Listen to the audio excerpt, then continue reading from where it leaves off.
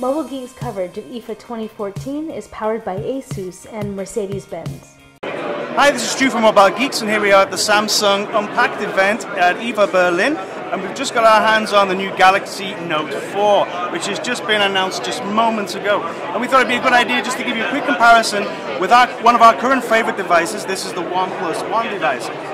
Now, if we look at the two devices, you can actually see that they're a very similar size. They're almost exactly the same height. I guess the Note 4 is just slightly longer. We put them side by side here. You can see there's a few millimeters difference. But one of the key differences, of course, between the two devices is that over here in the OnePlus One, you get a 5.5-inch screen, and over here in the Note 4, you actually get a 5.7-inch screen. So I think you have to give Samsung credit for getting quite a lot of display in quite a kind of very tight package, at least compared to the OnePlus.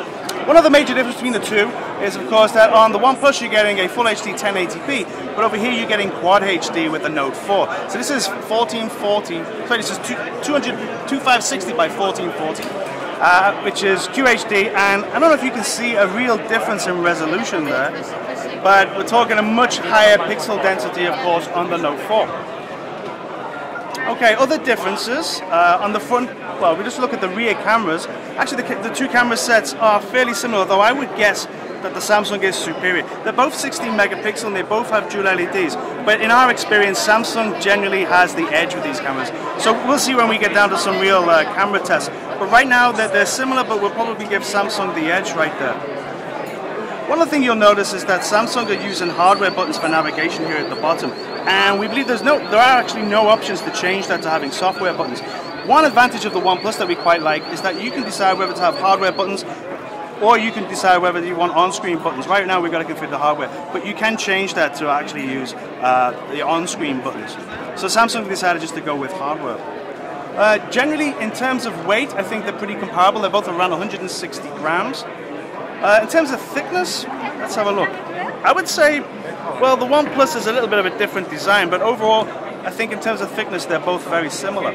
If we look at the back of the Samsung here, the Note 4 is changed from the previous generation of devices which we saw with the S5,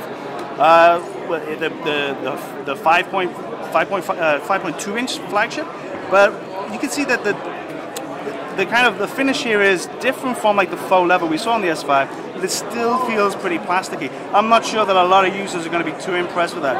Although what we do see now is we have an aluminium band that surrounds the device. I think that's a good move. It certainly looks less plasticky than the S5.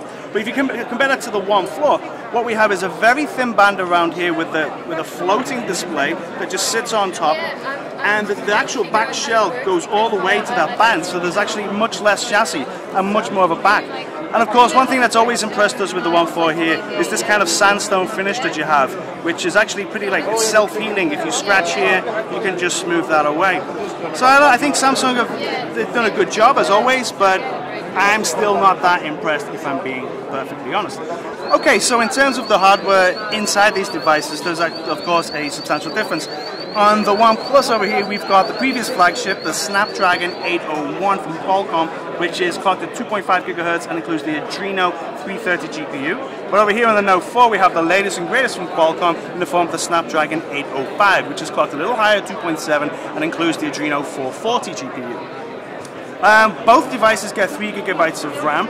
The OnePlus is available in 16 and 64 gigabyte configurations, whereas the Note 4 is 32 and 64 configurations. So I think that just about concludes our little comparison. This is a quick and dirty comparison here at the event where it's very, very noisy. And we hope you've enjoyed this. If you like this stuff, make sure you subscribe to our channel. Get us on Facebook and Twitter. Thank you very much. Bye-bye.